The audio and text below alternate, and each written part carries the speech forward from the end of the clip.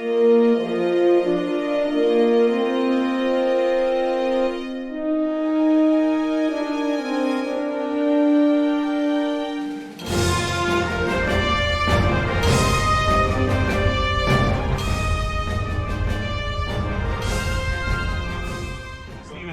scheduling time with meetings, because Modiphius has freelancers all over the world, right? So I talked to the folks in Modiphius. They're in the UK. They're 5 hours ahead of me. I've got Michael's on the West Coast, and then other people are on the West Coast. So that's 3 hours behind me, right? So if I have to do a business meeting, and we have this CBS people on the West Coast and CBS people on the East Coast, and then I have to talk to the Modiphius people too. It's how do we schedule a meeting when we have an 8 hour range? Right. And then of course we've got freelancers in Ecuador and Holland, and it's just all over the place. So it's always a challenge to schedule time. So I'm just grateful we were able to get you, Roxanne, at a time that worked for all three of us. So thanks so much for being here. And before we get into the weeds, Michael, why don't you introduce yourself and let's get this party kicked off here.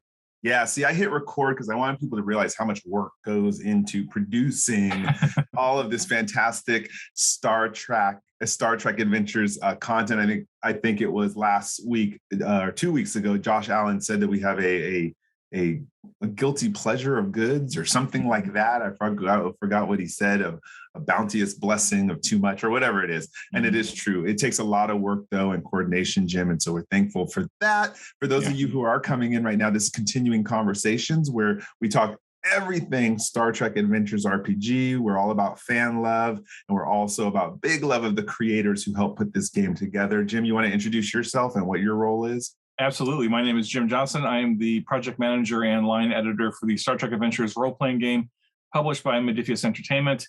Also a science fiction and fantasy writer, but I'm here today to talk all about Star Trek and Star Trek Adventures because I love it all so much.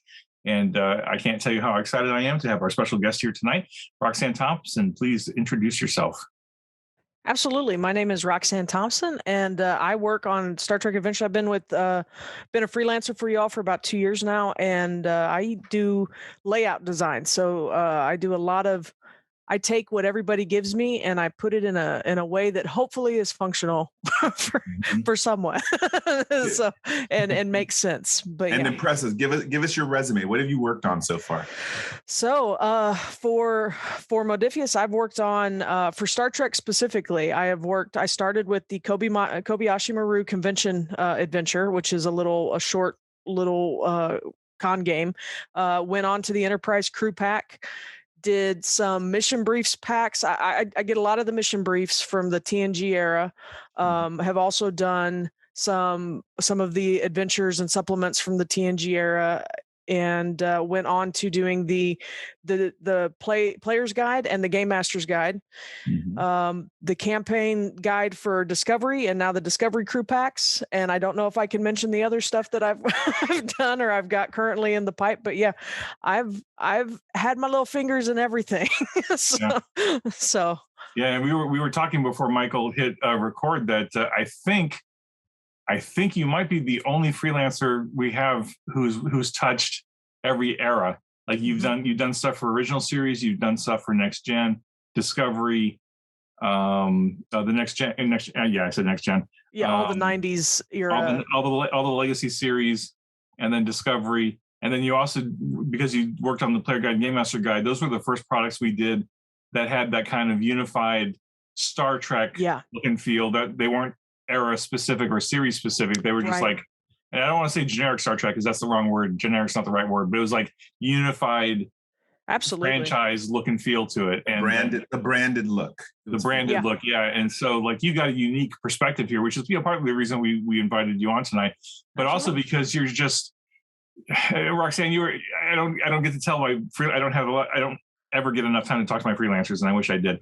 But you are so consistent and so reliable and so willing to go above and beyond. Like you're just a freelancer's dream. And I know I don't interact with you as much as the other staff like Kieran and John probably do, but you are so easy to work with. I'll throw you constant changes and revisions and fixes and tweaks and just trying to get the nitty gritty stuff together. I know a lot of the fans don't appreciate just how much work goes into this stuff just to take it from a Microsoft Word product into design. and then to a final product. There's just so much stuff that can go wrong in terms of things.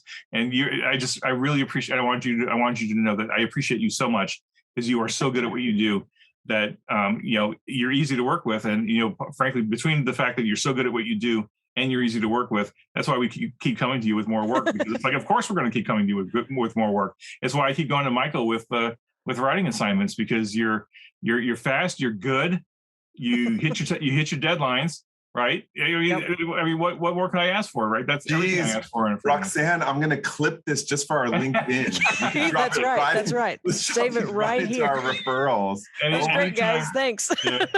Anytime you guys have a bad day, you can play it and remind me and say, "Hey, Jim, remember when you said this?" It's like, oh yeah. Well, anyway. Roxanne, I gotta ask you, because this is my first time really meeting you. I know we had you on last week, but there's a lot of people. Now I get to have this time with you. Tell us about your history with Star Trek and what developed your love for Star Trek. Absolutely. So my dad and I are very close. I'm close to both my parents, but my dad and I always had similar interests. I always wanted to do what Dad did. I play guitar because Dad played guitar. I like rock music because Dad liked rock music. Love sci-fi because Dad loved sci-fi. And he loved original series when he was a little boy. And so when Next Generation came along and Voyager and DS9 and all of that, that was a regular viewing event in our house. Every week that the episodes are on, Dad watched them. In fact, I have a distinct memory when we got our first camcorder in the mid 90s. Dad was just looking for something to test it on one night, and he literally just set it up and filmed him watching an episode of TNG. I was like, and so we just have this episode of TNG that's just recorded of the TV. But loved DS9, loved all of that stuff. And so that was something that we did together. And then so he even had several of the old trade paperback novels, the numbered novel series from I think the 70s that he'd gotten from Science Fiction Book Club, I think. So that's really what launched me into it, was just I wanted to do what Dad was doing, and that's what Dad loved. Nice. So and it just stuck with me. And I kind of fell away from it for a while because we didn't get a lot of new Trek for a long time. And I was just at the stage of my life I was in, around Enterprise. I really never watched Enterprise when it was on. But of course, I went and saw the Abrams movies and things like that. But it was Star Trek Adventures that actually brought me back into the franchise. After I met my partner, we had a gaming group and we heard about the playtest for Star Trek Adventures, and we got in on that. I'll show people my name in the back on the USS Bellerophon. So awesome. That's so cool. Nice. Yeah. So I'm right there. And I actually sent in a resume way back during the playtest, and my portfolio and stuff, because at that time, Modifius was looking for freelancers and stuff. Sure. And I didn't hear back for 2 years, which I was like, that's cool. I'm good.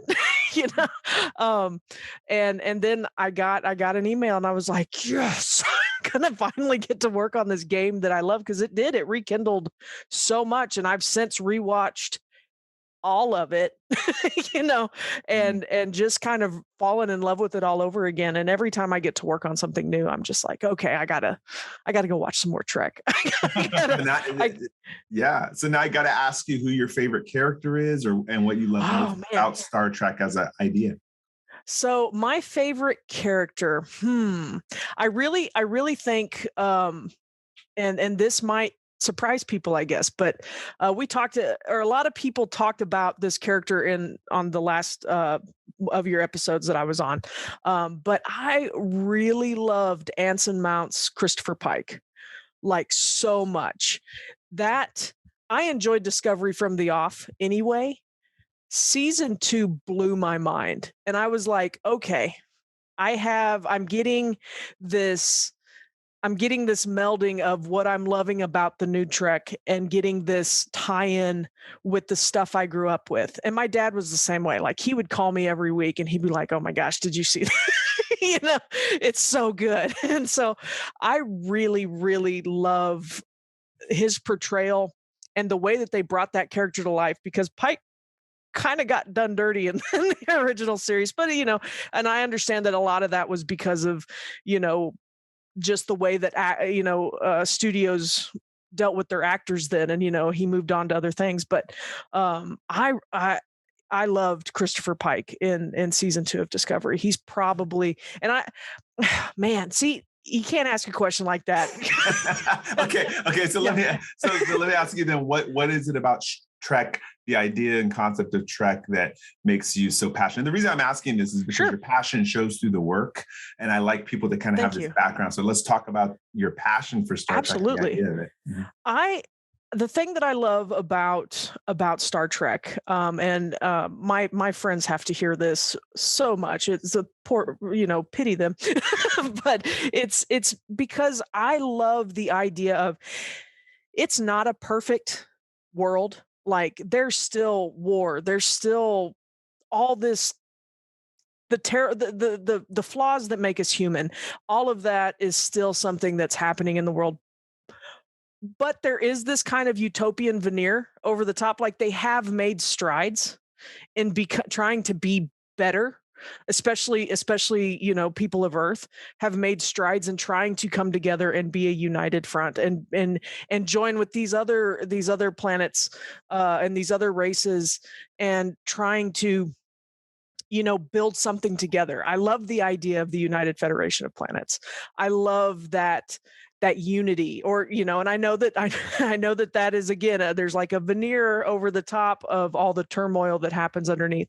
But that's one of the things I love about it. When one of the things, like, I don't get into cyberpunk a whole lot because it's so gritty and so kind of like downtrodden, or it feels downtrodden to me, whereas I love Star Trek because it's kind of clean. It's this brand new look. It's this hopeful outlook of the future that I would love for us as a people to someday attain, that acceptance and that money-free society kind of thing. I would love to see some of those ideals realized for us in real life. And so I love watching a functioning society in the future. It will happen. It will happen. It will happen. Good. So with that said, now let's talk about how that translates into the passion for what you do. I know I gave you ability to co-host so you can share your work. So kind of, if you have a story to your work or how you approach the work, I'm really curious, how you deliver on all that passion. Talk to me about that. Okay, cool. Being able, when I first got offered the work for Star Trek Adventures, I was just ecstatic. Like I said, I don't know if I've said it in this session, but it is my favorite role-playing game. And I think it was part of that is because it rekindled my love for this thing that I had bonded, I had this history with. I still stand by that. Star Trek Adventures is easily my favorite role-playing game and role-playing system. And so when it was first brought to me, I was like, and then of course, one of the first things I got was the Kobayashi Maru convention game.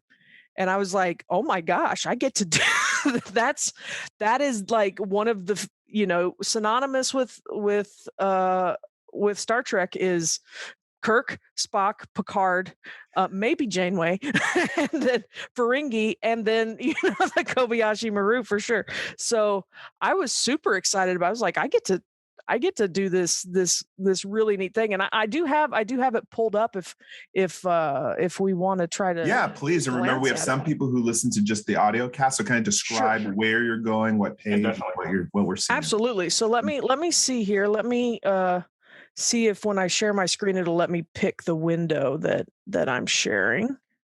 Let's see. Bump. Yes, fantastic. So here is the Kobayashi Maru. Just the cover here, which is a real simple cover. It's the Starfield with the Delta on it. Mm-hmm. But I loved the look of this because it really captured that TOS. It's the red, the yellow, the green. It's kind of like a stoplight feel with a lot of it.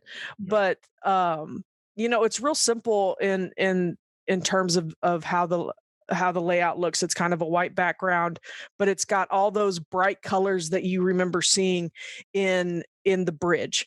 So when you think of the original series and you think of the bridge and all the little blinking lights and all the unfortunately static screens in the back, the reds, greens, oranges, some of the blues and stuff, the colors of the uniforms.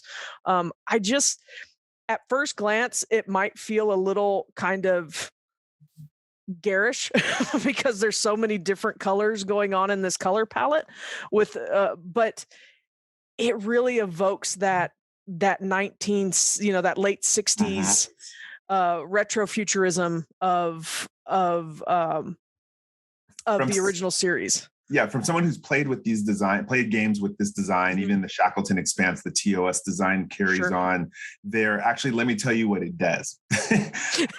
It changes how everyone acts in the game. The way they become a little bit more, like you said, 1960s. And for some reason, every woman character that walks onto our scenes has this little light across her face, this little swath of light.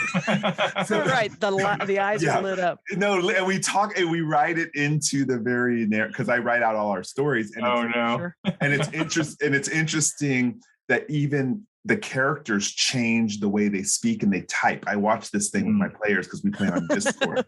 So there's something about when I start showing these pictures and showing the art and the buttons, it actually throws them a little back in time, which is kind of cool because it shows the evolution of the Federation itself and Starfleet. Absolutely. And the different that was more the time of cowboys, in space. And so good design. It's not corny at all. I think it just totally just throws us back to the good old days. Well, and the ship art and stuff, like I just pulled up page 6 of the Kobayashi Maru adventure, which I think is it a freebie, Jim?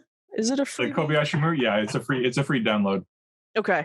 Yeah, on page 6 of that, you can see this art of the Enterprise, which also this style of art that is used here also evokes late 60s. It's kind of got a smoothness to it. I mean, it almost looks like it's had a beauty filter thrown over it from Instagram or Snapchat or something. But in the 60s, we had this very, very bright outlook for the future. And it's funny, I'm looking at this and I see like 3 things that I'm like, how did I let that get away? This is what happens when you come back to a project and it's like, what was I thinking? but it looks like it looks like the remastered Star Trek that I watch now, and me and my dad are just jaw dropped at the remastered Star Trek because of those type of effects. Exactly. I love them. But no, I had a lot of fun with this, and because it felt like for my first project with the company and with the game, I was like, I couldn't ask for a more Trek assignment. This is so awesome. And that I get to start with original series because I'd seen the game. I've got in fact, for my first wedding anniversary, my dad pre-ordered the board cube for us. So we've got and then we GM'd some games at a con and got a couple more board cubes. So we've just got board cubes like just floating around the house. So I'm going to ask you a question because back in the day, I used to be a graphic designer back in the .com. Okay. And then I moved on to other stuff. What's it like to be able to put this in your portfolio? I love it. I'm like, so I work on some Star Trek stuff. Do you guys play Star Trek? Do you like Star Trek? Because inevitably, I don't think I've ever been anywhere where somebody has not enjoyed Star Trek, has not been a fan in some capacity. Maybe not everybody, but I don't think I've ever been somewhere where I can mention Star Trek or Star Trek comes up and everyone just goes, no, I don't want to talk about it. So I'm like, well, I get to work on this really cool game. And especially like in my current day job where I'm selling candles. I'm not selling anything. I'm not even doing they're geeky candles, but it's one of those things where we'll talk about stuff and people will see sci-fi or Star Trek related things and they'll be like, oh, I didn't know anybody made candles based on this. This is great. And I'm like, well, there's also an RPG if you've never do you like RPGs? Because we sell a lot of RPG based candles. So I try to tie that into my interests. And then I get to say, well, if you've ever played, I've played Star Trek Adventures. Oh, well, if you have a book, I might be in there. That's awesome. It's my one little just point there. My dad loves it. I send him a copy of everything I do. So I think you mentioned that too, Michael, that you're all. My dad. I do this more to get my dad's reaction that his son is actually involved with anything Star Trek related. And so Sure. I know I can imagine exactly. We probably have to have them meet at some time and hang out. Yep. But yeah, I love it. It's just the fact that I get to kind of play in this world is so fun. And like, Jim had said, I've gotten to kind of play with so much of it, like in so many different eras. From a design perspective, they're vastly different. Like the difference between let's see if I've even did I pull up? Yeah, walk us through that. Show us that again. I want to see that progression that you're picking up as you work. Let me stop sharing real fast and let me pull up the Enterprise. Sure. Let me ask you, Jim, too, on that. For when after Roxanne designs something, what's the process on your end, and so that the fans know kind of like how that works?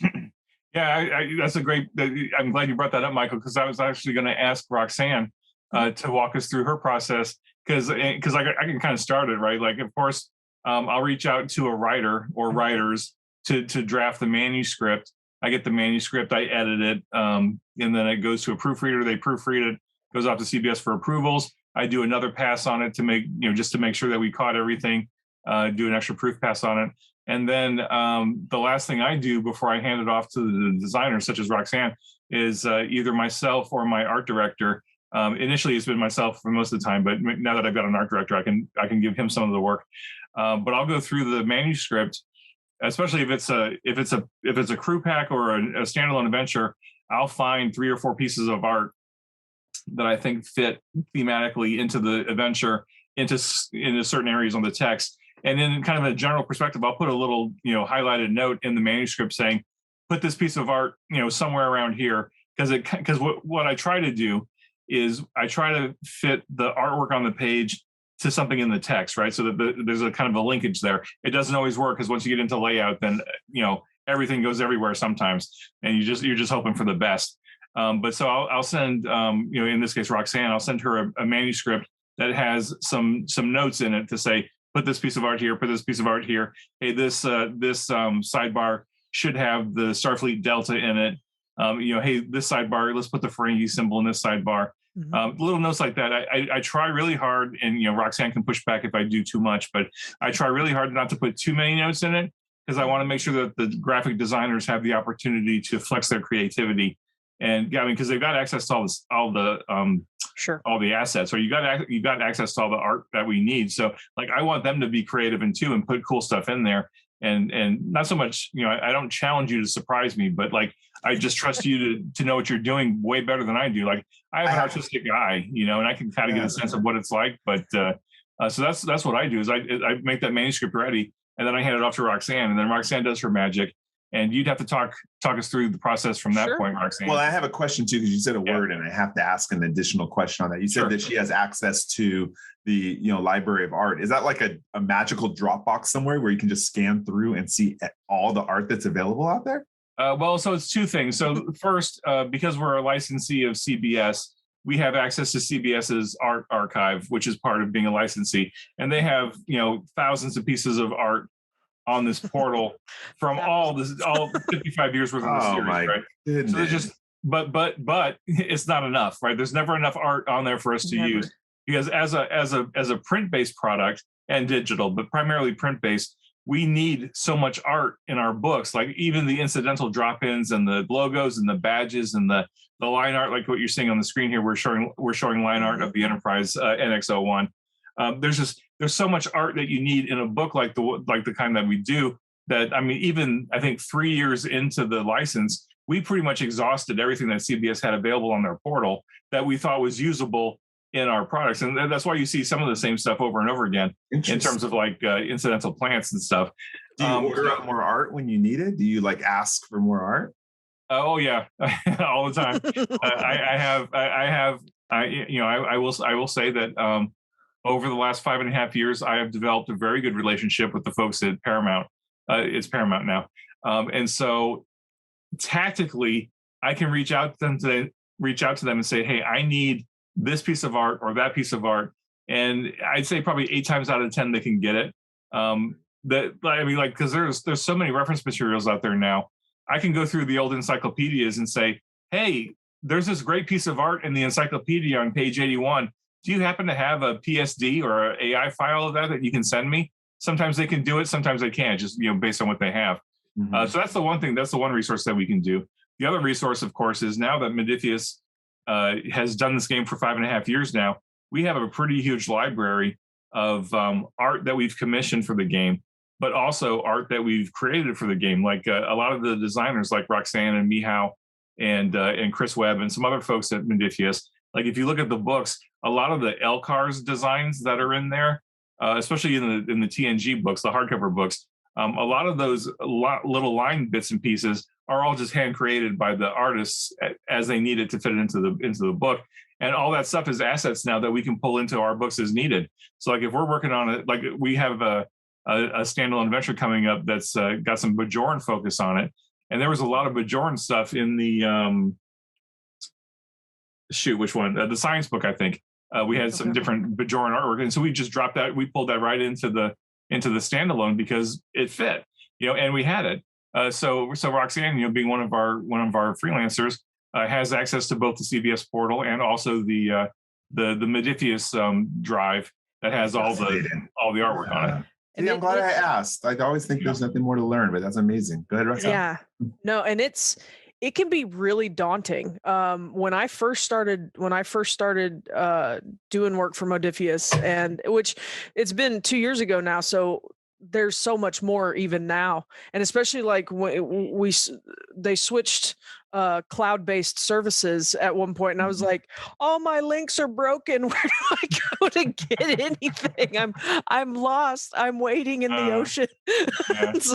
But yeah, that CBS portal is invaluable, but also just it's so much, and thank God for things like metadata and things that people have tagged. They've got people that are working diligently to make sure every image has all these tags that I can then search for, right. And it'll bring up, you may not even know that this image is going to come up if I search for like an environmental suit, but it does because somebody took the time to tag that somewhere in the past when that was uploaded. So that helps a lot. I think the hardest part is going through, which I've gotten really good at it now, but going through some of the old Modiphius books, which I have most of them. So I'm like, okay, if I can't find a piece of art that I need, I'm like, I'm just going to go get my physical book and flip through it because all of them are also named very well. So I can usually find what I want. I can't search for it as easily as I can on the CBS portal, but that's just because it's a completely different type of system. See, this is the second clip I'm going to pull out of this interview, and I'm going to give it to my comms team at work because I'm always telling them tag on SmugMug for this when we're looking for photos for the company. So Good lesson. All right, Roxanne, so walk us through, what are you showing us now? So I had pulled up, just because we were talking about some of the LCAR stuff. This is a TNG mission briefs. This came out because I think we've released up to mission briefs like 5 now, I think. Yep, 5 came out. Yeah, 6 will be out next month. Okay, so this is Mission Briefs 3, and it is another TNG design. I was just kind of bringing it up to show the LCARS design that we implemented, and this is the printer-friendly version, so the colors are a little darker to stand out against the white background. But again, you have those classic blues and purples and pinks that you saw, that you remember. So, everybody touching, like even when I use my iPad, I think of Geordi using the terminals and things on the bridge of Enterprise. But I'll flip over to the Enterprise era because this was the next thing I worked on, the NX-01 crew pack. And you see the difference between TOS, where it evoked that sense of the 60s, and then you go to Enterprise NX-01, where it feels a lot, it definitely feels like more current. like more current, like now, what I would NASA. expect. Yeah. Like What a I would very expect, like NASA feel, yeah. NASA, and almost like it reminds me, parts of it remind me a lot of War of the Worlds when they're in Cheyenne Mountain. It's not Cheyenne Mountain. Cheyenne Mountain, I think, is what it is in Stargate. And here I am crossing my franchises.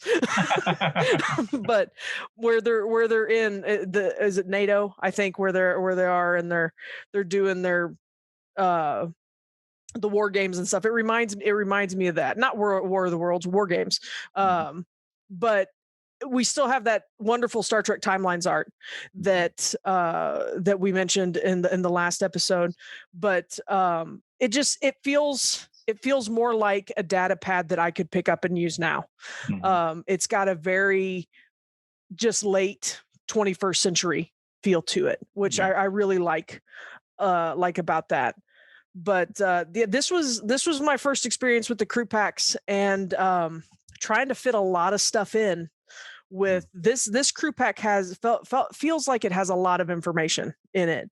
But I really love the design of it and what the other Enterprise stuff kind of looks like, because I pulled this design from I think from a standalone mission is where I got the template for this. But it's just it's a lot of fun. I think it evokes again that sense of the era. And then I forgot. Which came first? Can I, just because you talked about where you pulled it from, which came first, Jim? Was it the Growing Pains mission briefs or this? No, the Enterprise layout was actually originated for Strange New Worlds, the second mission book. That's right. The mission compendium. That hardcover. That was the first time we had an opportunity to use the Enterprise layout, was in that book. And I tell you, just looking at this, I haven't looked at it in a while. I really like this layout design, the Enterprise layout design. I wish we could use it more. And partly, it's partly on me, right? But I just haven't had a lot of Enterprise stuff to get out there, other than the crew pack and the mission briefs and that one adventure. Like, I want writers to be writing more Enterprise stuff. So, hint for anybody who wants to write for the line, Enterprise is a good way to get in. So we originated the layout. Richard Gale did the initial design of it for that book. And then Roxanne adapted it for the crew pack. And then later we did the mission brief. In fact, it was your mission brief, if I remember right, wasn't it? Yeah.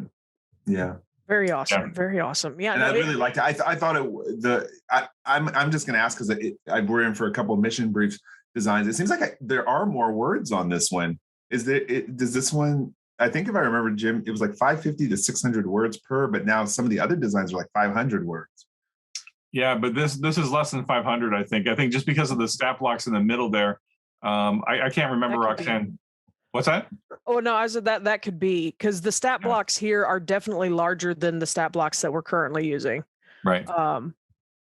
At least that they feel like it to me. But yeah, this page to me, like, I love this look with the gray boxes, and like it looks like little touch buttons on the side. I really had a lot of fun.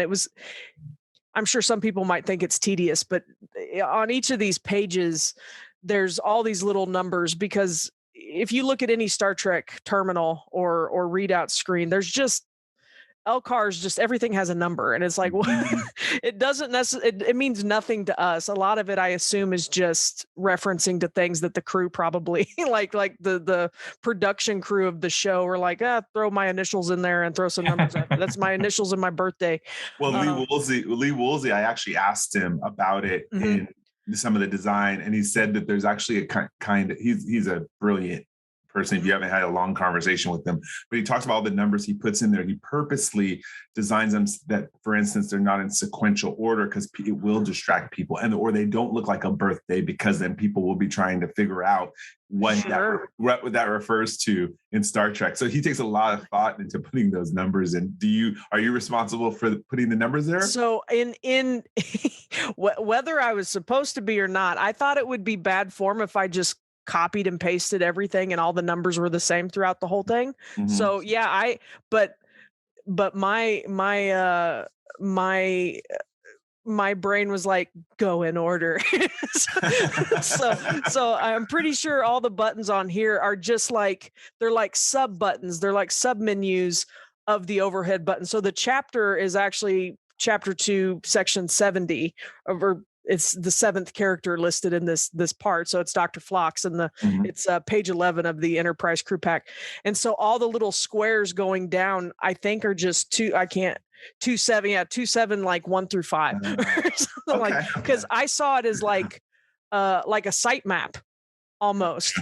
And a menu tree. So it's like, okay, well, I'm here and now I need to go to the next section. So that's interesting to hear. And Jim knows I love the little details, and I try to always please Jim with them, because it's like because I have the eye of the graphic designer, and I'm always looking for those little color. I was like, why did they do that? Nothing is by accident. And here's a weird little anecdote. Of course, I had literally no idea, and I probably should have, but it didn't even occur to me because I'm not a designer. It didn't occur to me until later in the course of the run. Is that I discovered a fan mentioned that they use a PDF reader to read the PDF to them as they're going through it. And it never ever occurred to me, because it doesn't occur to me to reads all of those numbers. It reads all those numbers. And so he says, I'm sitting here listening to the PDF, and suddenly I'll start hearing a string of numbers, and it doesn't mean anything to me because it doesn't make any sense. But then he looked at the page and he's like, oh yeah, all these little boxes with the numbers, like reader's picking up all of that stuff. And I was like, oh shoot. So I'm in the process of talking to all the designers now and saying, look, if we had the bandwidth and the time, is there any way that we can convert those boxes into like a flat, image, so that the reader doesn't pick them up? And like, I don't know what kind of extra time that adds, but it's just something that it never occurred to me to think about, is that, oh yeah, there's, because technology now, there's so many different ways to absorb this content. It's not just reading it off the screen. You have to be able to think about the people who are using reader software. Yeah, well, if they're using optical character recognition as their reader, that it doesn't matter if it's embedded or if it catches the shape, it's going to capture it, right? Right. Yeah, and that's the thing. That's where accessibility awareness is super, and accessibility visibility is super important. And that's something I never thought about either. That I don't tend to listen to my game books, but a lot of people do, because you mentioned that, and I'm like, I do know people who do that. They enjoy doing that, and that's how they process mechanics and things. So yeah, it also makes it the other. I forget how it reads, because I use PDF readers a lot, because I deal with a lot of information in my job. And I also use as my proofreading tool, Jim, when I'm doing my stuff. And so the challenge dice symbol also has the same delay. You hit across that, and I forget, it either skips it or something. I forget what it does. But yeah, that's for accessibility. That's something to consider. Yeah. I never thought about that. So that's good to know. And I'm glad we were on Dr. Phlox when we discussed it, because Dr. Phlox would be all about accessibility. How to fix it, Yeah, he'd be passive aggressive telling us what to fix it right now. But and I forgot, but I think I actually went on from this project actually to the Klingon Empire Quick Start, which I had forgotten that I'd gotten to work on that too. That's right. Which was a completely different layout. That one, which I've pulled it up now, and it was fun to work on. I do remember working on this, and parts of it were a little daunting because it was so different. But I've just pulled up the Klingon Quick Start pages 2 and 3. And already the entire look and feel is different. You are taken out of the Federation entirely. There are maybe vague similarities, but overall it's grittier. It's kind of grungy looking. It's got, all these skulls and batleths and all Klingon, exclusive art.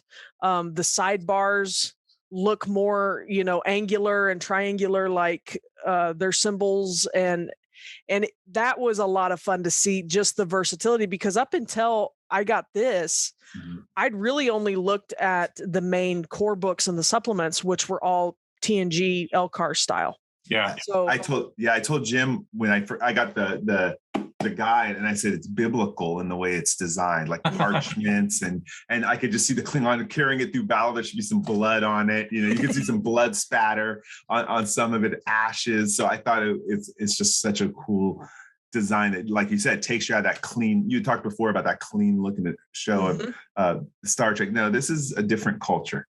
Yeah, absolutely. Yeah. And like even here on page 8 with the images, I think all the images in the book, I'm sure in the core book, and then because I pretty much just ported the core book design and we pared it down for the quick start. But even the images don't have clean or angular edges. It looks like a torn page. You know, it's rough. It's rough earth kind of a feel to it, but. This one was a lot of fun to work on. I think the part that daunted me the most, and I'm not sure what page it's on, but there was a map that I had to draw. And I was like, I have to draw a map? Oh no. But it wasn't difficult, but I'm one of those people that when I see something that I've never done before, I'm like, and I have to chew on it for a minute before. And then once I get into it, I'm fine. But no, was it a tactical map or? It was, let's see if I can find it. I personally love Klingon tactical maps. That's what, like whenever it's on in the movie era and you get their little red, symbol showing up across I think that's one of the best designs. Yeah, that one right there, right? It's for this one, the Tylanus station. It was just for it was the zones for the actual mission that's included in the back. So it's on page 23. Oh yeah, my group blew this up, just so you know. Nice. All that work. To ashes. Look at this. I mean, I know the folks that are listening on the podcast can't see it, but I mean, look at this spread. This is so great. Like you got the artwork and the map, and I love that. So Michal Cross did the initial design, right? I love the fact that he broke the corners, right? He broke up the corners using that black kind of angle on the corners there, just to change the look and feel of the page. Yep. Right. And I remember I'm glad you mentioned it. I pushed him really hard to change that angle on the artwork, because if there was one thing, well, there's two things that bug me, but if there's one of the things that bugged me the most about the LCARS layout design is that the artwork is usually just dropped right in as a rectangle, right? And there's no variation, there's no gradient dissolve into the page. It's just like blop. Here's a rectangle. Here's a rectangle. Here's a rectangle. And I said, Michal, can we please find a way to break it up a little bit and integrate it a little bit better in the page? And so he came up with that kind of broken border there, which I think looks great. It does, yeah. I mean, I just love this spread because like you got the grungy look, and you've got the great map, and you've got that fantastic piece of artwork, and then the text and the colors just pop right out, because that red is just so Klingon, right? Yes. So yeah, I mean, this is great job on this, Roxanne. I had forgotten you'd done this, and so now you can have that. I did. What about the Klingon text below? I got to ask. I'm always trying to look at the details. So you got that Klingon text below. Was that from artwork, or how did you get that imported in? We do. I think we do have a Klingon font, but I'm pretty sure that is just. I think that's just brought in from. I don't remember actually making it say anything. So now I'm gonna. I could be wrong though. So now I'm gonna push you, Jim, even further and put something that'll bug you going forward. It's like right under where it says infirmary or force field or stairs to utility basement. It should have been translated to Klingon underneath. I should have done that. Yeah, it should have been. I think for the quick start though, we had such a modest budget that I couldn't afford the translator to go into the weeds on translating all the labels. I mean, we could have done it, but just the realities of production just didn't make it work. Like, I mean, I wanted a whole lot more translation stuff in the core book too. But when that thing ballooned up to 400 pages, it was like, okay, I've run out of the means to do it. Yeah. What kind of world are we living in where we're paying for Klingon translation services? I mean, you gotta get it right. You can learn it. You can learn it, I think, I think even Duolingo offers Klingon and the language from High Valerian from Game of Thrones. But looking at this page, I do. There is one thing that as a layout designer, so just for anybody out there that isn't familiar, a lot of times I do take a template that is already designed by one of the like the chief graphic designers, like Michael Cross. I believe is his name. His name is pronounced Michael, or is it? It's Michal. Michal. Okay, I'm sorry. It took me a while to get through. I didn't realize that was the same name. So that's on me. But yeah, I take the designs that he does and I bring them in here, and then I piece in the Word documents and figure out where all the sidebars go. And the sidebars in every in every era of a Star Trek Adventures book and every era of Trek are different.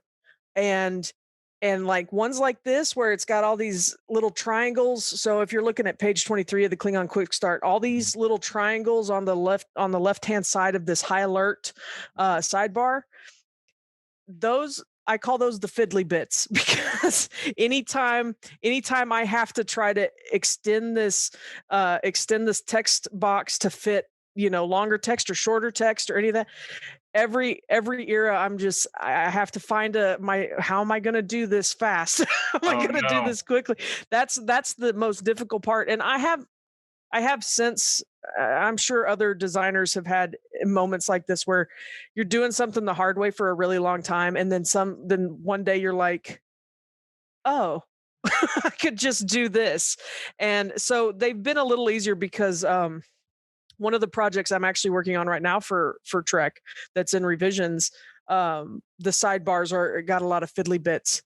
And I suddenly in the middle of it, I was like, I could just do this. This is so much easier. Why have I been struggling with this whole time? Is there a conference where you can like share this with all the other designers?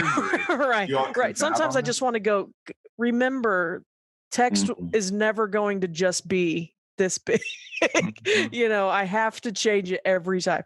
But yeah, it's just one of those things where, it's like we were looking at Kobayashi Maru earlier, and I saw some things and I'm like, and any designer will say, if you look, and probably writers too, you look at a thing enough, you're going to miss that mistake 50 times. Yeah. And it's not printed.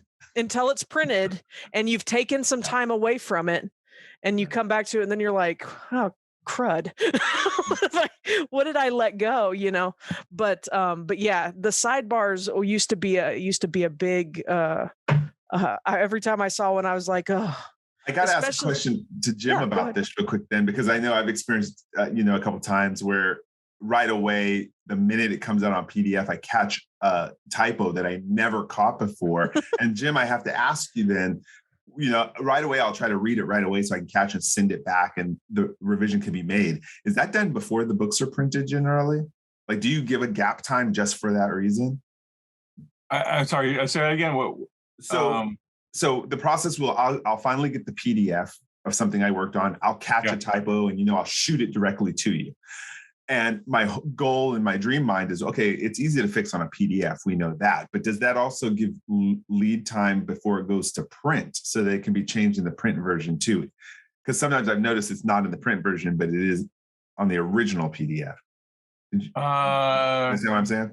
I think so. I think it really depends. I mean, correct me if I'm wrong. Usually you don't get the PDFs until they're already released to general public. I don't think I've ever sent you a PDF. No. I'm talking about the ones when I'm purchasing if I'm getting them online the same day as release. So PDF, if you order a physical copy, you automatically get the PDF generally. Yeah. And sometimes right when a PDF lands, I may catch a typo and send it right back, and it gets corrected instantaneously on the PDF, basically, almost instantaneously. Does that get translated to the print? Yeah. No, because by the time when we do the print versions first. Oh, and then those go off to the printer, and in that little space of time between the printer getting it and preparing their proofs, the designers are putting the digital version together, right? Because they're all based off the same digital file, but you have to manipulate the file a little bit differently to get it ready for digital release versus print. And so by the time, like when we put stuff up on pre-order, the PDF that you're getting as part of the pre-order, that's what you're going to see in print. Now, fortunately with PDFs, we can make changes to the PDFs pretty quick and get revisions out there, but that's not going to impact the final product. Okay. Once it gets out of the factory. Yeah, once it's out there, it's out there. Would it affect a reprint? Well, that gets into the weeds. I'm just wondering. I like knowing geeky stuff like that. So. Yeah, well, I don't think it's anything proprietary because, I'm sure every company deals with this, but it gets down to finances, right? So, a printer will get their print proofs digitally, right, and then they print everything off the digital. depending on how long it takes you to go back to them to reprint it, they might still have those files in their system to where we can say, oh, go print another 5,000 copies and use the one that you've got. It costs them almost nothing to just push the button and do 5,000 more copies. But if we tell them, hey, we're going to do 5,000 copies of this book, but we have to send you a new version because there was 12 typos that we fixed. They can't just do a page replace. They got to do the whole thing over again. Right. And there's a certain amount of cost and time and effort to retrap it, like to do the whole digital thing. Yeah, because they have to go page by page and make sure all the color balance is right. There's just so much stuff that I don't even know about. See, I used to do that stuff. Yeah. Yeah, that's actually my trade. I was doing it back when I was burning plates, Roxanne. Yeah, no, I did DTP pre-press for 5 years when I first got out of high school. My dad was in the printing end. Again, I did what Dad did. Got a job where my dad had a job, and that's actually what started me down this whole path of what ended up being me doing freelance. But yeah, that's cool. And for all the people listening, I like knowing these little details. I believe in life somehow this will come apply, and that'll help me preemptively strike on something. So right. I like knowing these things. I know there's a bunch of people who are graphic designers and a lot of artists who are aspiring to even work in the gaming industry. So I really like them hearing kind of things to think about, why it's important to proofread and why we worship editors so much. Right. Yeah. And, and that being said, like I said, it's partly a cost thing, not just in time, but also in money. We do the best we can. We have multiple editors and proofreaders and people looking at this thing. Even the designers sometimes catch typos and make corrections too, and which I appreciate. So we do the very best we can to make these error free.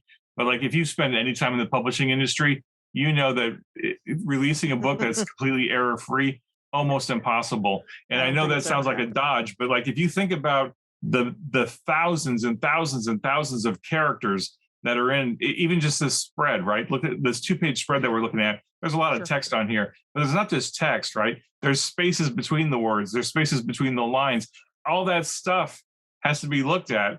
And there gets to be a certain point where you have to release the product. You have to let it go. You can't agonize over every page and every sentence and everything. So like, we do the best we can. And I'm willing to bet that our error rate is well under 1%.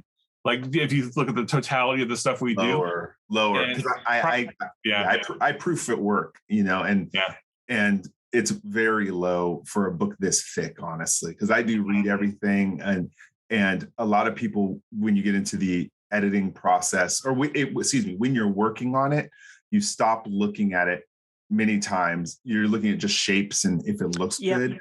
And your brain starts filling in words that aren't really there sometimes. And even you could have a misspelling and your brain corrects it and you keep moving. The proofreader mind is a different brain than just reading. It's not reading, it's proofing. Yeah. I'm going to geek out on one last thing. Talking about printing business stuff. Well, no, but I want to. We can talk all day about it. But here's why it's important to me, because Jim is inviting people to write and artists to join and help. And a lot of it could be on how painful is it to read something that you send in as a draft, because that's a pain point if there's a lot of errors in it. So I'm just going to give one tip to people who are submitting to make Jim's life easier, or for aspiring graphic designers. If you are proofing, I read backwards. And what that means is I start at the bottom of the paragraph and I read sentence by sentence back up, because then I'm out of logical continuity and I'm not reading the story. I'm looking for errors. So for those of you who are submitting work to Jim or trying to be a graphic designer and have a better quality of work, learn to look at it from that aspect. So that's the tip for the day. Yeah. And then actually, another tip, as long as we're on the topic, because I want to get Roxanne's perspective on this, is that, and we should probably take this offline actually, but because we're getting into the weeds and we're talking about it, I'd be curious. Like I try really hard to make sure that my writers, or me, like if I have to do the reformatting, like when we send you those Word documents, they're using very specific styles, like for headers and footers and for body text and stuff. And so, Roxanne, I would love to hear your perspective. Like when you get a manuscript and the styles are not being adhered to, how much more work does that hey, I'm not pointing fingers, Michael. You're okay. This is a blanket statement. I'm not pointing fingers at anybody because I'm guilty of it too.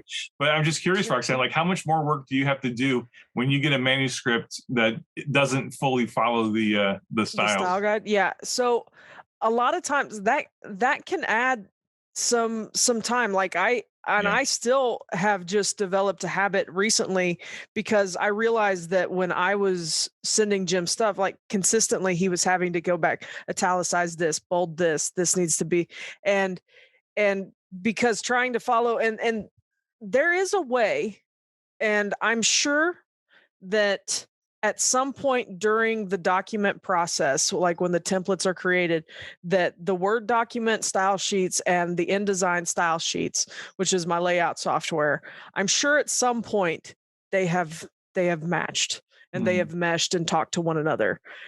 A lot of times by the time I get to a thing, I think it made me stop sharing. I wanted to see your face. I wanted to see your face. Oh, okay. Yeah, that's fine. By the time that by the time I get to some of them, they don't talk anymore.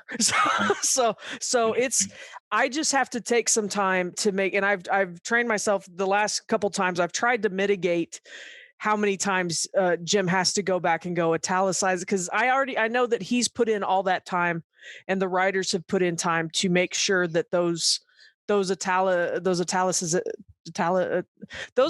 words are in there, the starship names and things like that, or any of the Klingon words. But I've had to get a process where I'm like, okay, I know that this always needs to be italicized or bold and italicized. Right. I mean, let's give some graphic designers, let's give graphic designers some advice on that. Is one of the things, it's easy to, when you're working on your first assignment, to skip the whole templates process and stuff like that because you're just going for the look. But building those foundations into any document you're working on and really knowing them and saying, if I haven't assigned something to this, then I'm wrong, and just assigning templates is a really good style sheets. Style sheets are invaluable. They will change your life. I remember before I understood what style sheets were back as a baby designer, that I was like, oh, well, I'll just, bold this. And I know the hotkeys for it because I'm a hotkey person. So I can very quickly just key in what I need as I'm going. Style sheets change your life, especially. And then if you have the brain for it, I don't always have the brain for grep styles, which I don't remember what grep stands for, but you can actually set up your style sheets and you use grep language to, every time in this paragraph, if Star Trek Adventures comes up, it's going to automatically bold and italicize. Yeah. And so it's constantly searching the text that you're working with to apply style sheets kind of on a whim. So, but yeah, if you've got a brain for grep coding and things like that, it is, number one, I'm blown away if you do, because I'm like Googling InDesign secrets. How do I make it do this? But no, style sheets are invaluable. And one thing that can get to be kind of a bear is, once you're pulling, if I'm pulling from several different documents to try to like make a layout, it does want to bring all of those style sheets in. So then I end up with like 300 style sheets that I may not be using. And so I will say the importance of clean documents is paramount. And that's why I want to stress, if we're going to have more material and more work and more people, if you can get a nice product to your editor's hand or the project manager, then you're going to be easier to work with, right? Absolutely. Yeah, I mean, absolutely. Again, not pointing fingers at anybody, certainly not anybody on this call, but there were a couple of writers who I would send, assignments to, and they would send me back stuff that was like, the format was like all over the place. And I know that if you take a Word document and you put it up on Google Docs and manipulate it and then save it back as a Word document, the styles don't keep, no, they change. And so I get this, finished document, and I'm like, what happened to the styles here? And they're like, oh, I don't know. I put it up on Google Docs, did my work on it and then send it over to you. And it's like, oh, damn it. So then I have to basically cut and paste everything into a fresh template. Yep. And do it all over again.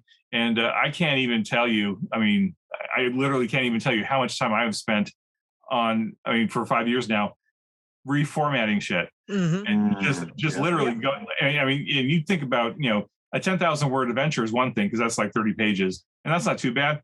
But when you're talking a 100,000 word book, like a book from top to bottom, reformatting that stupid thing into the proper style format, and then going in and doing the italics and the bolding on all the stuff that has to be italics and bolded and whatever, and it's just like, oh my gosh, the writers who do adhere to the style guide and know how to use styles in Word, or if they don't know how, they actually reach out and ask how. How do I do for some reason a lot of people aren't willing to ask for help, and I don't get it. But anyway, I digress. So yes, absolutely, the writers who know how to use the styles and don't F it up are godsend to me, because they may not realize it, but they're saving me a lot of time, because the faster I can get that document formatted and clean, and I try really hard to give Roxanne and the other designers a clean document. But I also try to give CBS a clean document, because they don't want to be looking at a bunch of typos and errors, because they're going to be like, what are you sending to us here? So I try to send CBS the cleanest documents I can. And at this point, 5 years in, 99 times out of 100, CBS doesn't have any comments for us. Wow. Right? Because the text is clean, the canon is right, the text is clean, and they're not finding any typos, except maybe one or two little niggly things here or there. And then I can take that document, I can add in my annotations for the layout designer, and I can send it straight to Roxanne or whoever and say, okay, here's your clean document, go crazy. And hopefully, Roxanne, I mean, you have to tell me, like, hopefully that document is clean enough that it's not hard for you to at least get the initial cut in there. No, absolutely. I very rarely, I think, trying to think, because we usually don't have to do, I will say the product guide and the player's guide, or the player's guide and the game master's guide, were by far the ones that we went back and forth the most on. But it was also sorry, I've got a kitty that was trying to come in. But we went back, but it was a new design. It was a new page size. I mean, it was the game master's guide and the player's guide were new monsters entirely. And I was thrilled to work on them. But at the time there was like, I got pretty frustrated, not with you, but it was just like, wow, there's just so much. And that was one where I was not being as diligent with checking my italicizations and my boldings and things like that. And so there would be an entire proof pass where it was just Jim going, hey, get this, kind of having to re-drill in, these always need to be this way, and this needs to be this way, and keep an eye out for this. And so what this is impressing on me too, as we talk, is, there's a lot of aspiring story writers out there. There's professionalism in any line of anything you do in life. There has to be a level of professionalism. Like, ideas are only good if they can get out there, right. Or I shouldn't say that. Ideas are always good, but to become published, there's a whole process of professionalism that takes to get to that. And what's really nice, especially, say for what Modiphius is doing and what Jim is doing in particular, in inviting new writers to just give it a try, get those professional skills down, because then when you're able to, it's just good for your reputation. It gets you more work, because you could have the best stories in the world, but if you're making more work for everybody down the line, it's just not fine for the team. Sure. Yeah. I mean, I try really hard to be a good editor and a mentor for the especially the newer writers that I bring in.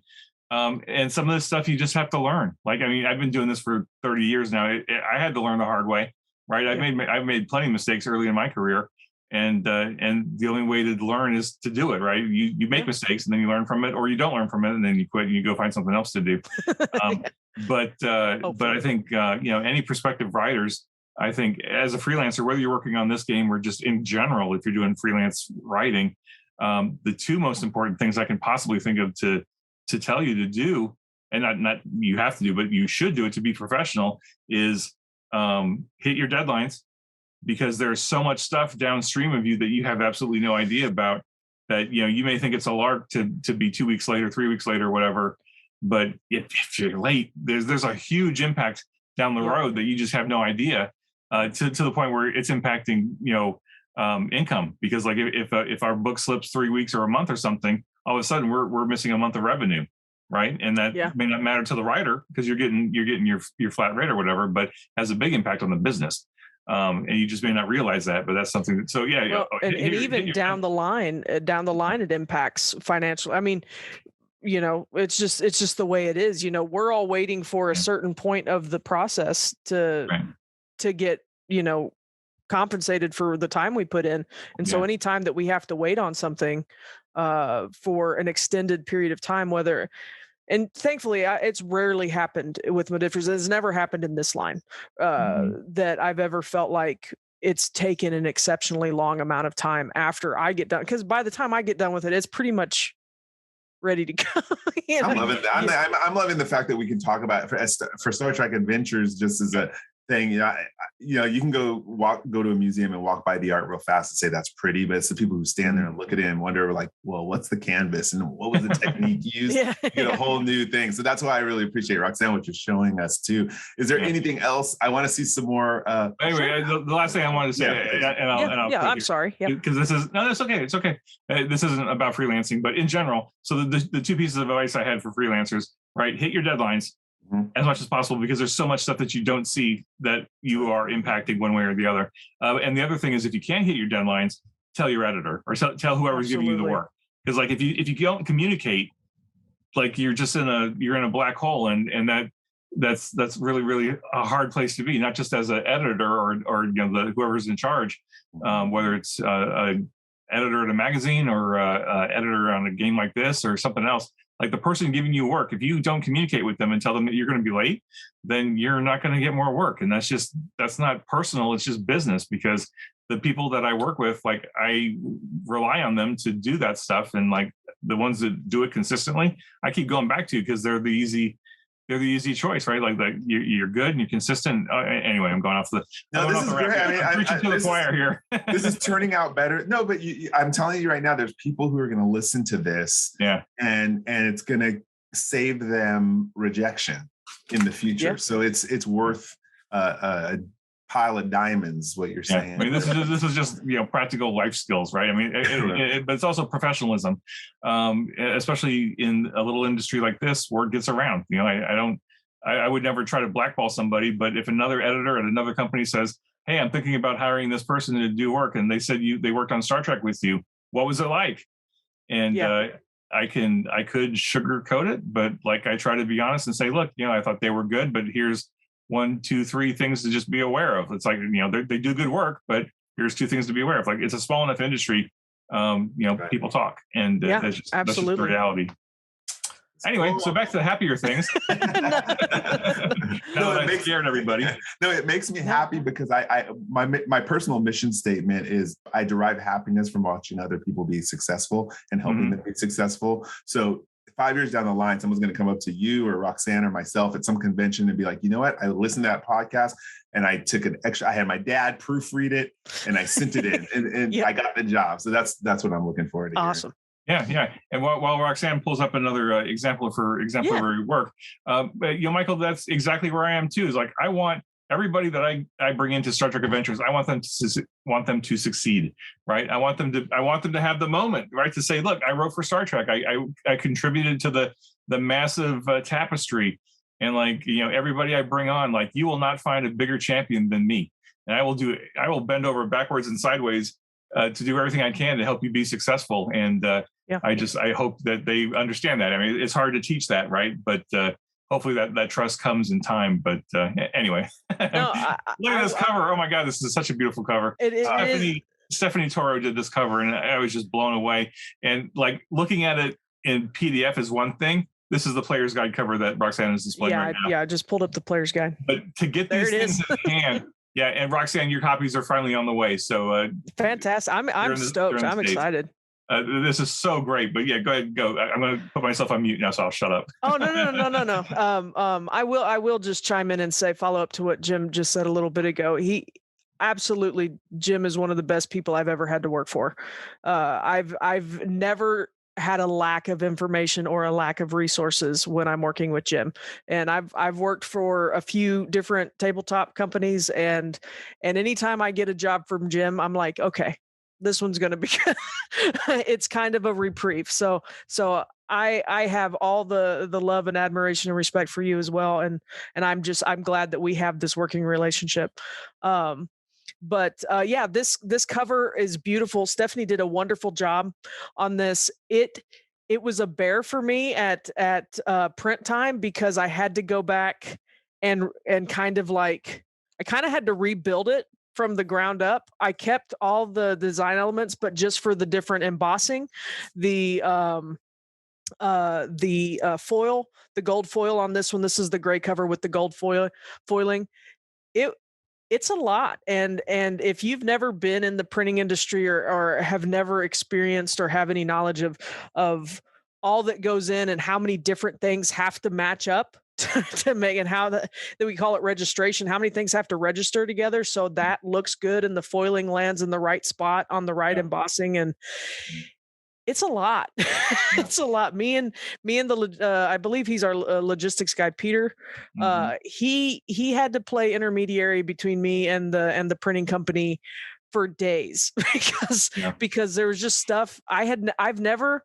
So the books, the player's guide and the game master's guide, those are my first big printed products, maybe printed products ever. I think the quick start is also printed maybe for Klingon, but it was pretty standard.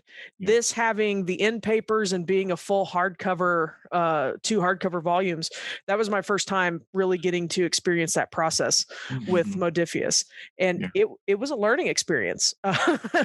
And spent a lot of late nights working on these files, to get it done within the time allotment. But I think these books ended up looking beautiful, and this is the one where we mentioned it before. It's a brand unification project, where it doesn't look necessarily like it, or it doesn't have like all the LCARs of the TNG era books. It doesn't have the gray box and the grid work of either the TOS era or Enterprise era, and so you get kind of this.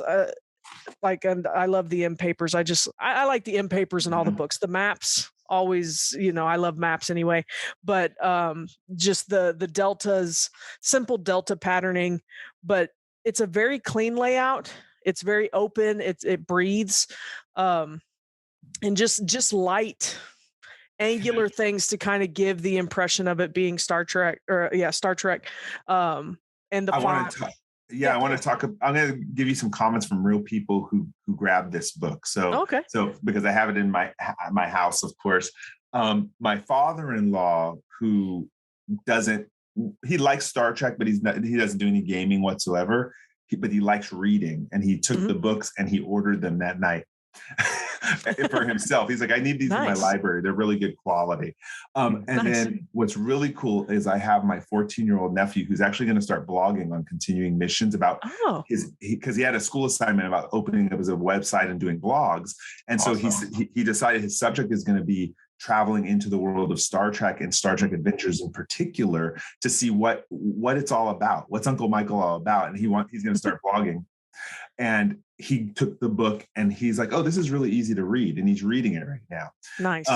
So why I like that, why I'm mentioning that with the player's guide is because this is all about an introduction to Star Trek. And I think honestly, if it was, I'm going to use the term over designed, but I don't mean it.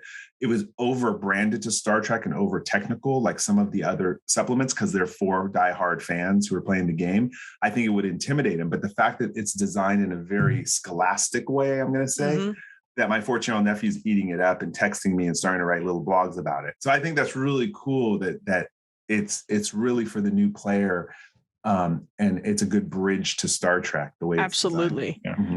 No, when I first got assigned this project for the Game Master's Guide and the Player's Guide, at first I was like, okay, are they just going to split up the core book? Because I have some other games that have done that, where they've just taken the core book and they've just made it into 2 things, because for whatever reason it was, whether it kickstarted if it was in the budget, let's just do a massive like 600-page core book, and then later we'll split it out if people like it and they we get the revenue. When I got the Word documents for this and saw how different they were. It's not just a rehashing of the core book, because at first I was like, if it's just the same stuff, but then getting into it and the different roles and things like that that are given. I was trying to find here, which I like spreads like this anyway. I'm on page 53, 52 of the player's guide, where we were able to do a full plate of an image, just some nebula with a star in the middle of it. Yeah. It's just those space images that I think we picked up from CBS are just glorious. But but I loved the different, because it gives you the different eras of play. I'm on chapter 3, the different eras of play, and it goes through chronologically, starting all the way back at 2063, which is not that far in our future. We're pretty close to that. I hope to live to see 2063, but I love the other player options that are available. It just expanded so much, and the different roles and the different ship roles, and ship's counselor, and in the I believe it's in the player's guide, you can be like a ship's cook, and things like that. The player's guide and the game master guides were a lot of fun to work on, not just because they looked different and it was visually new, which as a designer, when you've done a lot, because I had done a few mission briefs kind of before this, and they all were kind of the same, and it was just a different topic, so getting to switch and shift gears and go into this was like, oh, well, this is a whole new ball game. And I love just having the visual variety that came with working on these. And I'm super excited. I've looked through the PDFs. I've got friends who've picked them up, and I've gotten good feedback from them about it. But I'm looking forward to getting to hold it in my hands, because we have so many game books back there. I'm usually a PDF person, but the only game book that I would say feels similar to this in quality is the Klingon book. When you're holding it, it feels significant. And I think by the time this episode airs in the States and Canada, a lot of people are going to be actually getting the physical copies. So I would love if people in the comments tell us what you think about the feel of them. I mean, it changes the game. And I really would like to hear from people who've never played Star Trek Adventures before, what impact this has on them when they touch it and when they go through and read it. So I would be fascinated, like absolutely fascinated. I would love to hear anecdotes from somebody who's new to Trek, reading one of these books for the first time. Like, this is their intro to Trek. Like, not just Star Trek Adventures, the game, but like Star Trek itself. Maybe you're a casual fan. Maybe you're like, oh, my significant other is a huge Trekkie and I don't know anything about Trek, and they just handed me this book. What is your experience? Like, did this help? Did it not help? Whatever. I would just be fascinated to hear across the spectrum of people that are being exposed to it. So I can't wait for this to finally get out there. Well, stay tuned to Maddox Johnson's blog. That's my nephew. He'll be starting on continuing missions, and he'll have I'd say 250 words twice a week, so nice. Look at this. Oh my gosh, this layout. Yeah. This one was a lot of fun. And, I was talking about those sidebars earlier. These sidebars they were a joy. They were so easy to work with and manipulate. This is actually one of my favorite spreads in the game. And this is 98, 99 of the player's guide in the game preparation chapter. One of the reasons I love this is because this is one of the first games that I have personally played or been involved with in any stage of this whole game and this process, that I have noticed having a safety and consent in a core book, which as far as I'm concerned, the player's guide and the game master's guide, these are going to become core books. If you already have the core rule set, that's great. Don't not use it, but get these, because these are going to expand so much of what the core book kind of gives you, this foundation. The details here are so great, but to have a publisher and a game that is concerned with safety and consent and session zeros and checklists and things like that, you don't see that in every game. And it's 2022, and these things are very prevalent in our society, and these topics are headlines. every day, especially after Me Too and all of that. And it's tied, I consider Me Too as part of the whole Star Trek kind of thing, because it was Anthony Rapp who kind of started it, who plays Paul Stamets in Discovery. And knowing that this is the world that we live in, where we're drawing attention to these kind of things, and some of the horrendous things that have transpired in the hobby, and that still sometimes people think that they can fly under the radar and get away with stuff. And it's like, no, the fact that Modiphius is concerned enough about it to put it out there and say, these are things that you need to be aware of at your table. And there's even the sidebar here on page 99 that says, well, we don't need safety rules. You absolutely do. You absolutely do. And that's, that's what that sidebar is about. You might think that you don't need this. Talk to your table, have communication. And that's just one of the things I love about this company and this system and this line, is that it really enforces in a practical way the values that we see exhibited in Star Trek, and that progressive future where they care about that stuff. And, gaming, I think, kind of gets a bad rap because there are guys out there that don't care about that. And I just love that this game allows for that and encourages that kind of openness and communication at a table. So that's my little soapbox about. No, I loved it. I loved hearing it. I'm like, that's great. I know, working with Jim on it, when we were as writers, were given certain assignments like this to talk about that. Jim was like, this is going to, Jim said it was going to change the industry in a way, and how people pick up this game, in the sense that it wasn't something that, like he said, this could be used for any RPG, not just Star Trek. That's the statement I'm trying to get to, in that it's not said everywhere, to your point, Roxanne. It's not established in every core rule book. So Jim said that would have, an impact in that way. So I'm glad to hear you say that. Yeah, no, it's definitely, like, between this, because and a lot of people have filled out, there's a safety checklist that goes around that a lot of GMs are currently, GMs that I play with that use, that I think came from Monty Cook and Shauna Germain. But having this printed in a book, in a core book for a game, I think is unique. And it's cool. It's really cool to see that kind of consideration for the player base and the hobby, because the only way that we're ever going to change that reputation and kind of clean that up is by doing things like this. So fantastic. I mean, it sounds to me, going back to, again, we're being able to work on the game, Roxanne, you're bringing your passion into it. It seems that it's striking a chord with you too, to keep you passionate about it going forward. Absolutely. Anything else you want to share before we I'll just pop up the Discovery. We talked about these are the crew packs that we talked about earlier. I can just show a couple of those, because I think these are out. Season 2's already out, isn't it? Yeah. Yeah.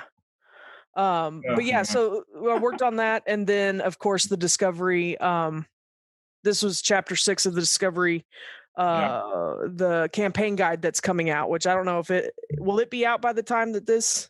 Maybe. I think it'll definitely, well, I don't know. It depends on when this one airs, but the UK will get the books first. Okay. And then it'll get on the slow boat to America, and then who knows how long it takes. You got a little sneaky peek. I won't show too much, but well, the PDFs are out. The PDF, the PDFs are out. Okay, cool. Yeah, the pre-order PDFs. Well, I mean, people who haven't pre-ordered haven't seen it yet. So that's okay. It's fine to give them a sneak peek. That's cool. Yeah. I got to work on a couple chapters. I really liked them. And I think that's another book that's going to look really good, because it's got that collector's edition cover. That's also the leatherette with the embossing and stuff. So, but yeah, well, go ahead. Sorry, I keep. No, I want you to. No, it's great. I was going to ask you if you had anything else you wanted to share that people should be keeping in mind from when they're touching the books, not just reading the words, but from a graphic designer aspect, what you would appreciate people recognize. Just know that, like, it does take time, and we mentioned it, and I don't think we got to talk about it on the last episode, but especially in the Game Master's Guide and the Player's Guide, I think they cleaned up a lot of the functionality of the layout. And that's not me. That's a lot of that is Jim or whoever organized the order of how the book goes together, because that's probably the most oft complaint that I hear about the core book is that it doesn't flow the way that every player wants it to flow, which you're not going to make everybody happy, but you know, people hear that, and I really believe that the people involved with this game and with this product line want to make functional things that people are enjoying looking at. You know, if we make a game book that doesn't, it may look pretty and the layout may look great, but then if it's not functional, people don't want to use it and they're not going to want to recommend it to other people. So we're really trying we're really trying to make a functional usable product for you and for you know, that you can share with people. And I'm proud to share everything that every time something comes out that I've worked on. Even not just me, I'm friends with some of the writers on the line, like John Kennedy and people like that. And anytime those things come out, I'm like, hey guys, we worked really hard on this, and there's a lot of blood, sweat, and tears and passion that go into each of these. Please check them out. And so, yeah, I just understand that we love it too, and we're not just here to make a game and make money off of it. We're here because we love it, and we want to find new ways to enjoy this world. Yeah. Great way to say it. All right. I mean, this is a great one. This is the second time we've interviewed a graphic designer for this, and it's worth it every single time because now these are called collector's editions for a reason, you know, and so I appreciate that, you know, for those who are spending the money on it, you know, I know when I'm spending my money on it, I want it to last a long time, good quality, something that I could share with others. And you're hitting the mark, Roxanne. Good job. Oh, thank you. Thank you. I appreciate it. So, you know, I could go on all night because I've got so much stuff I could talk to you about. But I know we want to, you know, probably close this up here real quick. I mean, not quick, but we want to, you know, come to a satisfactory We've talked a while. Yeah, we've talked a while. I want to ask you one question, Roxanne, sure. And, you know, I don't know if we need to save this for an email conversation, but if there was, I mean, given your passion for Star Trek, because I mean, obviously I see it every time you relay something out. I can hear it in your voice. I can tell how passionate you are. And I love working with people that are passionate about Star Trek like I am, because it's obvious in the product, right? It's obvious in the end result. I get manuscripts from Michael and the other writers. I can see their passion. I can see your passion, like all that stuff. Anyway, all that being said, if there was like something I like to do as an editor is I like to push my writers and I like to push my designers a little bit just to try something different, just to try because like, you know, as a mentor, I want people to be better. Or to you know, stretch themselves, not necessarily be better, but to stretch themselves and take risks, calculated risks. And so given all of that, like if there was one product you'd like to work on for Star Trek, or what is the next challenge that you would like to tackle or have an opportunity to tackle for the Star Trek game in a design perspective? Like, is it designing a cover or doing an interior design? Like what's in your wheelhouse? What excites you enough that you like, oh, I wish I had an opportunity to do blah. What would that be? Sure. I would love at some point to kind of try my hand at a full on, and you know, like an interior template design, and just to kind of get an idea of, you know, it's one of those things where I've not really done it in a hot minute. So it'd be kind of an adventure, but especially in like the realm of like Lower Decks or something like that, and to kind of experience some of the, especially with like Strange New Worlds, you know, when it comes out, just to see what they do that's going to be different from Discovery. Because it's going to be vastly different. You know that it is. It may share some similarities, but Discovery branched off on its own path. So you know, seeing what Strange New Worlds is going to be, but yeah, doing like a layout like that, or even like a cover would be a lot of fun, just to see what we could do and you know, change it up, because I love some of the minimalist covers that we do, but I really like, you know, some of the ones that are a little bit more detailed, like Stephanie did for the product guide and things like, or the player's guide. So yeah, that would be a lot of fun. You know, just to kind of play in that world a little bit more. Sure. Yeah, because I mean, I thought the player guide and the game master guide were like evolutionary steps for you. I mean, I don't know what else you work on outside of Star Trek, right? But I thought that was a cool opportunity. I mean, it was hard, and like you were talking earlier about all the work you had to do. Like, it was so hard for me because, like, I want to help. I'm a helper, right? I want to help people, and like at that point, I was so powerless because, like, I had handed off all the work to you. You'd done all the design. I'd finished all my final amendments. And like, it was just you and Pete going back and forth with the factory, fix this, fix this, fix this. And like, I was watching the conversation happening in real time, day after day after day. Yeah. And I was like, oh, I can't help. My heart went out to you every time Pete came back with a comment. I was like, oh, change this or change this. And I was like, shit, I can't do anything to help you, Roxanne. Yeah. But I'm here for moral support. Yeah, no. And really, that was it was a learning experience. Yeah. I like I said earlier, I've been on that side of it where I know what it's like as a pre-press person to go, I need this way. I cannot make this work. Right. And to be on this side of it, I was like, I just felt, honestly, I just felt like a big dummy. I was like sitting there the entire, and I think I apologized 1,000 times to Peter. I was like, I'm sorry, I haven't figured this out yet. I'm really trying. Thank you for your patience. But no, it was a lot of fun. I'm glad to be on this side of it, but I'm glad that people enjoy it. And I love the look and feel of the products as a whole. And so I'm just thrilled to be on the credits page somewhere, and have a small part in it. Look at all the work that goes into us having fun. Yep. For the fans. It's all for the fans. I tell you. I mean, we're fans too, obviously, and we do it for ourselves, selfishly to some extent. But the fact that we're creators, that we're sharing, we're creating this stuff, and then we're sharing it with people all around the world. That's the real joy. Is like, we make these cool products, and it's like, oh, I can't wait for these to get into your hands. Right, like you get to see Roxanne's design. You get to see Michael's writing. I'm just sitting there going, I can't talk about this. Yeah, I know. And I don't know if you're like me, Roxanne. I'm always like, I get one thing down, I'm like, okay, what next? Yeah. Well, there was one time I did email Kieran, and I was like, I haven't heard from you guys in a while. It's cool if you don't want to work for you anymore. I'm okay. And he's like, no, it's not that. There's just so much in the pipe. But I was like, it's cool, but I'm still here. Trust me, there is so much in the pipeline. And like, I've still got 18 months of stuff ahead of me. So we'll keep you fed with work. Don't you worry. Works for me. And I'll talk to Kieran, and we'll find ways to get some creative additional opportunities for you to stretch a bit here. I've got a couple ideas just off the top of my head right now. I got to write them down so I don't forget. But well, Roxanne, we could go all night, Michael. So I was going to say two things I want to say, Roxanne. This has been an immense pleasure. Everyone is fascinating to me. Some people, no matter who we ever have on the show, it's always some angle that makes me appreciate the quality of the product more and all the passion that goes into it. Second, I want to meet your dad. Okay. Absolutely. Come to Gen Con. I'm going to make him come to Gen Con one year. We'll have to figure out how to do that in the future. You're killing me. I won't be there this year. Hopefully next year. Next year. Awesome. Awesome.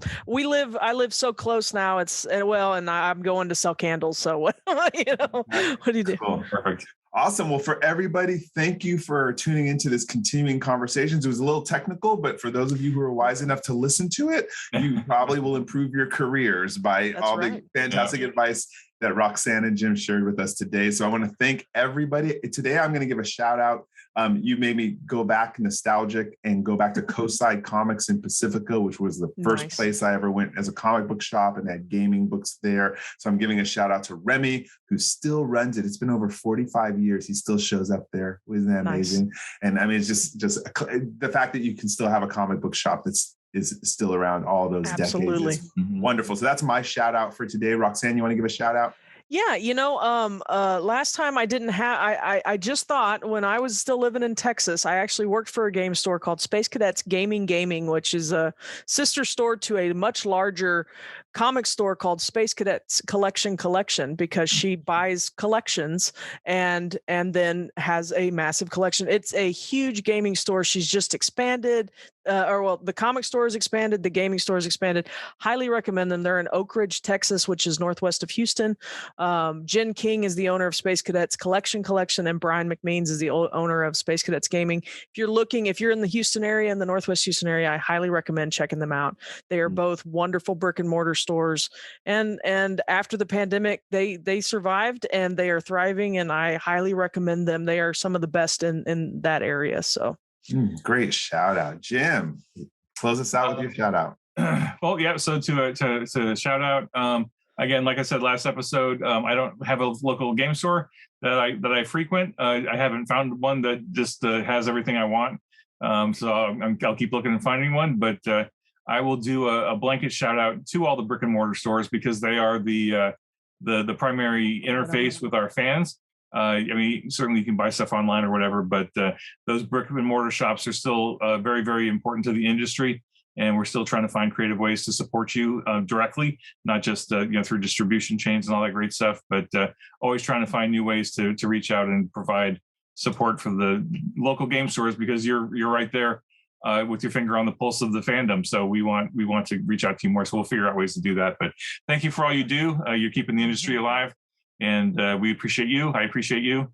Michael, I appreciate you. I appreciate you. I appreciate you too, because without you guys, I wouldn't have a job. So that's not true. But your collective passion, and not just you two, but like all the folks involved in the game, your passion elevates me and keeps me going.